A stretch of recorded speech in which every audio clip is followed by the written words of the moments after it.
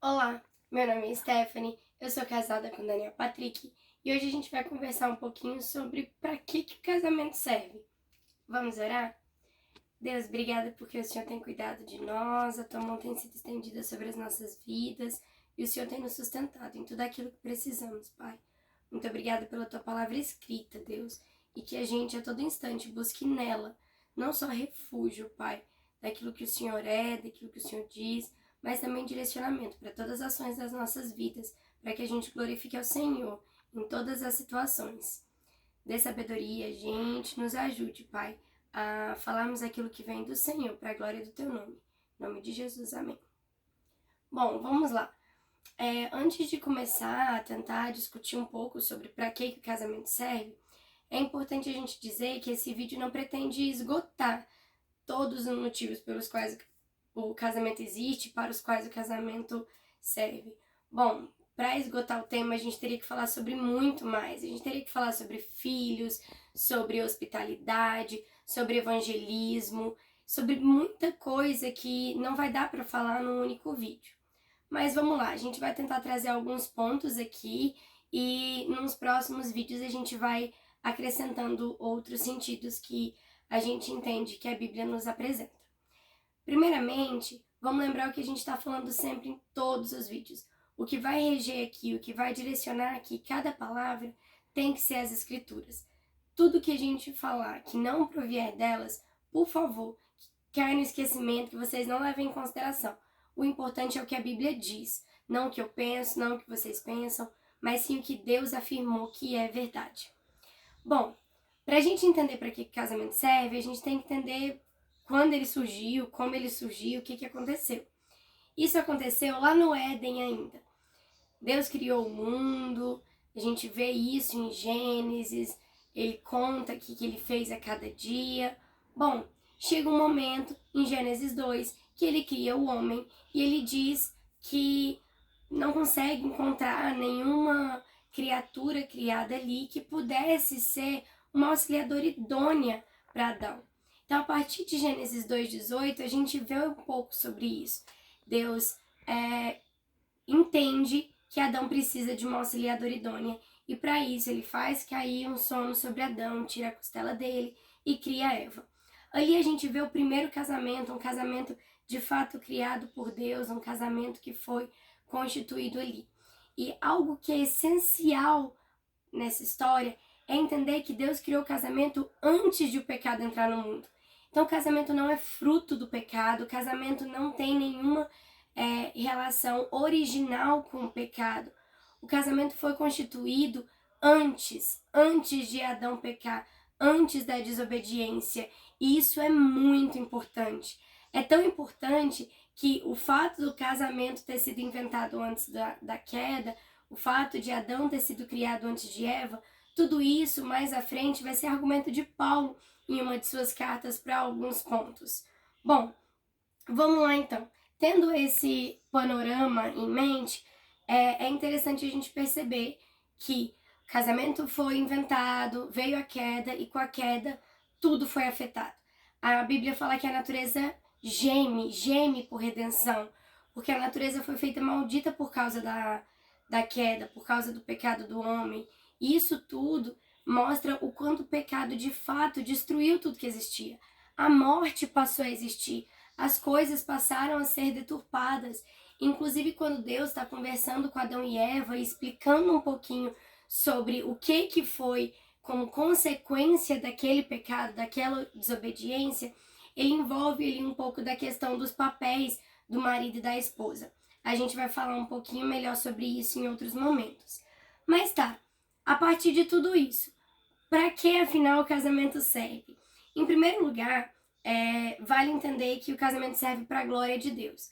Bom, esse primeiro lugar, em segundo lugar, ele não pretende colocar ordem de prioridade, nem nada do tipo. É apenas uma forma da gente dar sequência aos pontos. Mas é para a glória de Deus. Como tudo, a gente já viu em outro vídeo, como tudo na nossa vida, o ponto essencial da nossa existência é a glória de Deus. Nós fomos criados para a glória de Deus. Tudo que a gente tem que fazer, como diz 1 Coríntios 10:31, é para a glória de Deus. Então, o nosso casamento também precisa ser para a glória de Deus. Mas para que seja para a glória de Deus, a gente tem que entender vários aspectos de como a gente deve agir como marido, como esposa, e a gente vai ver isso aos poucos. Em segundo lugar, o casamento precisa ser vivido de forma a apresentar Deus aos outros. Como assim? Bom, lembra que a gente já comentou um pouquinho que o casamento ele é uma sombra do casamento de Cristo e sua igreja? Bom, como sombra, a gente precisa apontar para o casamento verdadeiro, que é o que vai acontecer quando Cristo voltar e ele encontrar a noiva. Então, a igreja e Cristo, ela precisa ser evidenciada a partir do nosso casamento. Nosso casamento precisa apontar a Cristo a todos ao nosso redor. As pessoas precisam olhar para a gente, para a vida que a gente vive no nosso casamento, enxergar Cristo, ver a glória de Deus, ver a graça de Deus manifestada ali com dois pecadores vivendo juntos, nessa busca de glorificá-lo. Então, o casamento, por ser uma sombra do casamento de Cristo e igreja, ele precisa apontar para Cristo, ele precisa manifestar Cristo.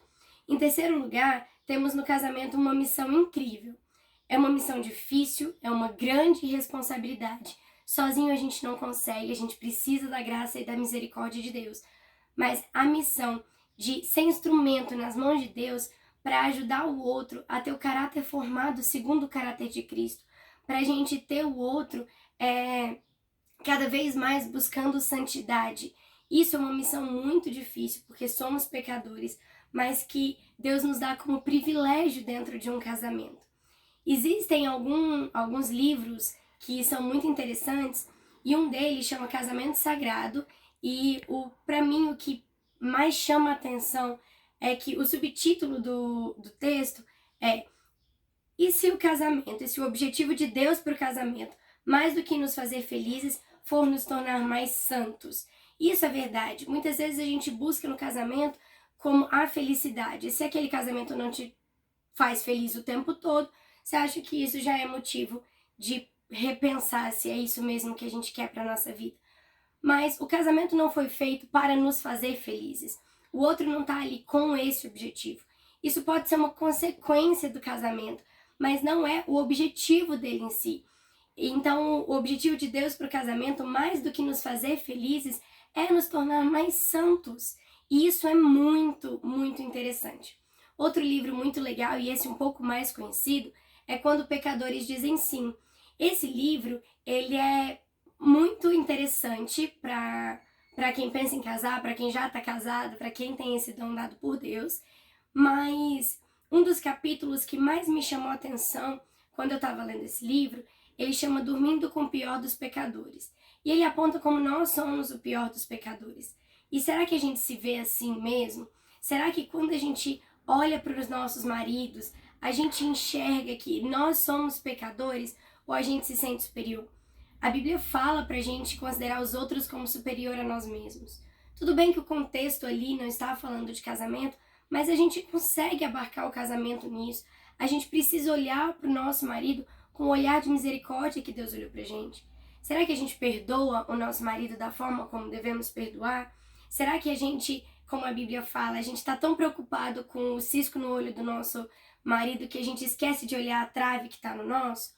Isso tudo precisa ser muito bem pensado, muito bem analisado e refletido com relação a nós mesmos. A Bíblia já nos alerta isso, né? Então a gente está olhando sempre para o outro como pior do que a gente, e isso não está correto. É interessante porque a Bíblia cita, Paulo fala nas Escrituras, né, que ele se considera o pior dos pecadores. Um apóstolo de Cristo, um cara que pregou o evangelho em tantos lugares, o cara que sofreu pelo evangelho depois de sua conversão, um cara que de fato levou o evangelho para tantos lugares nas suas viagens missionárias, um cara que escreveu tantas cartas que são canônicas. Esse mesmo cara que fala para imitarmos a ele como ele imita a Cristo, é o cara que diz que se considera o pior dos pecadores, porque ele conhece o coração dele. Ele fala que as coisas que ele quer fazer, ele não faz, e as coisas que ele não quer, ele faz. Então a gente precisa estar atento nisso. Apesar de a partir do momento em que Deus nos salvou, a gente já não viver escravo do pecado, a gente ainda está na presença do pecado. A gente ainda precisa lutar contra a nossa natureza pecaminosa, contra a nossa vontade de pecar. Quando a gente fala que o pecado é ruim, a gente sabe que ele é ruim porque ele é pecado, porque ele é errado. Mas muitas vezes ele é gostoso momentaneamente. E isso é muito sério, porque ele atrai a gente. A gente ainda é pecador. Tem um vídeo do John Piper muito bom, chamado Faça Guerra, em que ele justamente usa esse argumento. Ele fala pra gente fazer guerra contra nós mesmos, contra a nossa vontade de pecar. E isso é muito sério. Em quarto lugar, é importante lembrarmos que precisamos fazer tudo por amor. Isso aqui é um ponto muito, muito importante. As escrituras nos falam que é amor. 1 Coríntios 13 ensina a gente o que é o amor. Fala também que Deus é amor. E esses textos, apesar de serem bem conhecidos, eu não sei até que ponto a gente de fato leva eles a sério, né? Até de forma secular a gente fala, o amor é paciente, o amor é benigno, e esse é um texto muito comum, mas será que a gente de fato sabe o que esse texto diz de forma prática para dentro do nosso casamento, por exemplo, que é o que a gente pretende estudar aqui? Bom, eu quero focar em alguns detalhes. Primeiro, o amor não inveja, não se vangloria, não maltrata, não procura seus interesses, não se ira facilmente, não guarda rancor. Essas palavras vêm à minha mente quando eu vejo o dia a dia no meu próprio casamento, sabe? Quantas vezes nós brigamos porque ele bagunçou a casa que a gente arrumou, porque ele não percebeu que a gente cortou o cabelo, ou porque ele não demonstra carinho ou gratidão como a gente deseja. Será que isso não é uma forma da gente demonstrar ira gratuita? Uma forma da gente se irar facilmente? O que a Bíblia diz que é oposto ao amor?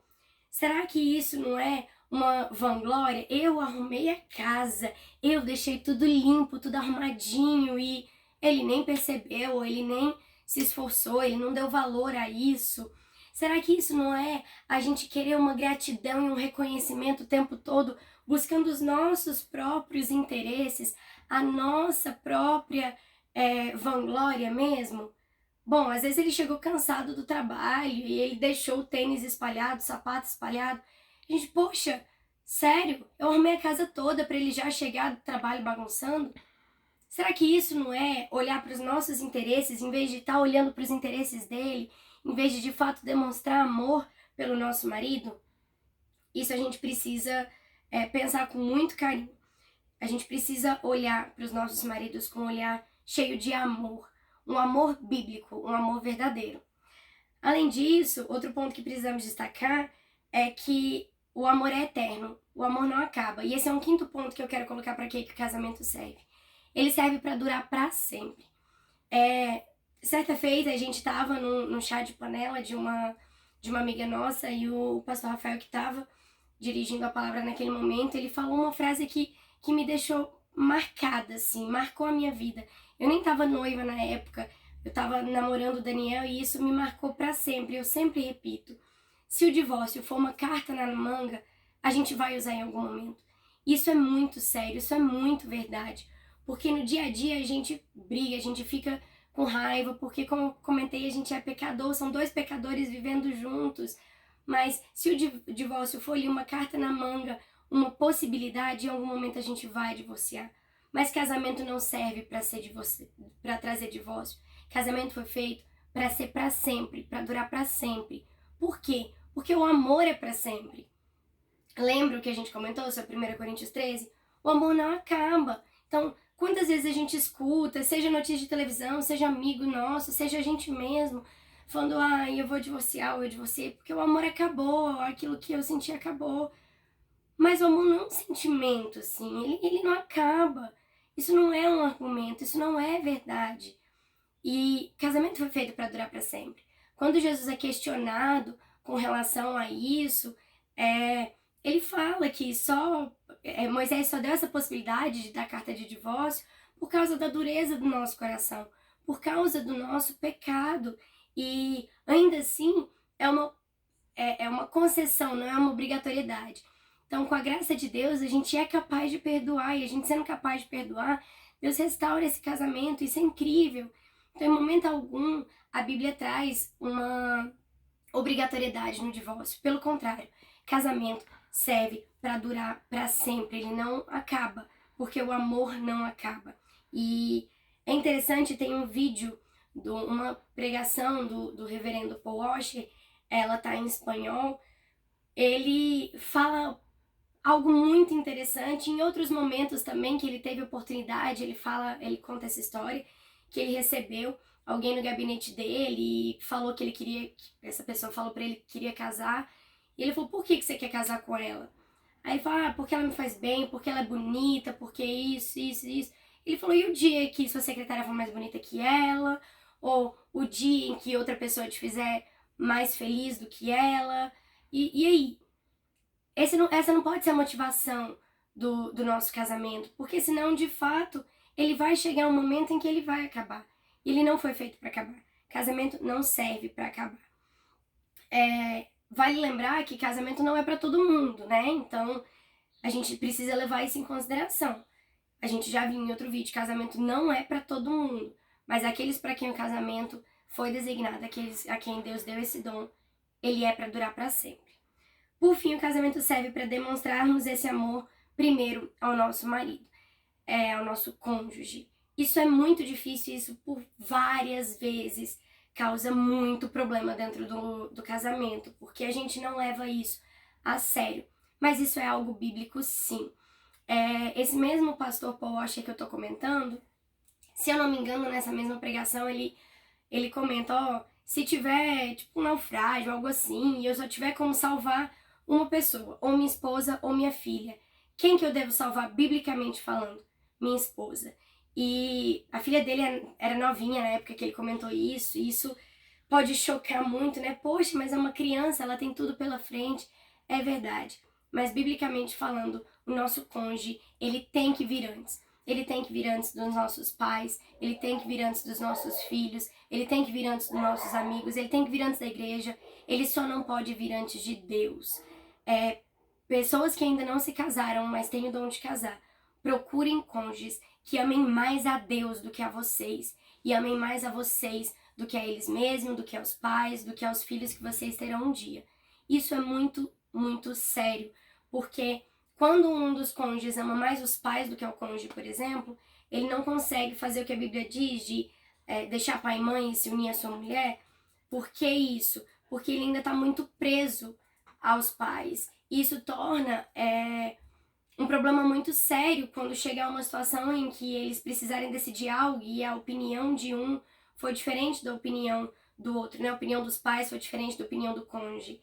Isso é muito sério. Da mesma forma, como Porsche fala, a questão dos filhos. Isso é por amor aos filhos também. Os filhos olhar para os pais e ver que eles se amam de forma verdadeira, em que eles passam essa segurança, passam esse cuidado, esse carinho, essa misericórdia um para o outro, traz muito ensinamento para os filhos. Eu sei que esse é um dos pontos em que, principalmente quem é casado e tem filho, vai ter uma dificuldade em buscar, mas não pensa que é porque eu falei ou algo assim. Busca nas escrituras. Tenta entender biblicamente. Pede misericórdia a Deus para entender isso biblicamente. Você que é casado precisa amar mais ao seu cônjuge do que aos seus filhos, do que a qualquer outra coisa, a não ser a Deus. Vem Deus, seu cônjuge e as outras coisas. Isso é muito sério, isso precisa ser levado em consideração. Como eu comentei, esse vídeo não pretende abarcar todos os pontos, mas aqui a gente já tem muito conteúdo, muita coisa para pensar, muita coisa para orar, e eu peço que vocês façam isso. Orem, leiam a Bíblia e busquem nela as respostas para aquilo que a gente precisa fazer para viver um casamento que glorifique a Deus e que Deus tenha misericórdia da gente para isso. Vamos orar? Deus, obrigada porque por mais que sejam verdades duras, são verdades porque a tua palavra diz que são. Pai, eu te peço que o Senhor nos dê entendimento, nos dê sabedoria, não só para entender isso que as Escrituras falam, mas para de fato lutar para viver isso. Deus, coloque nos nossos corações esse desejo cada vez mais crescente de buscar o Senhor, de glorificar o Senhor e de buscar as respostas não no que eu acho, no que o outro acha, mas de fato no que a tua palavra diz, no que o Senhor diz, porque ela é nossa única regra de fé e prática. É a tua palavra escrita que o Senhor preservou e deixou pra gente, para guiar, por puro amor e misericórdia. Sê conosco, Pai, em nome de Jesus. Amém.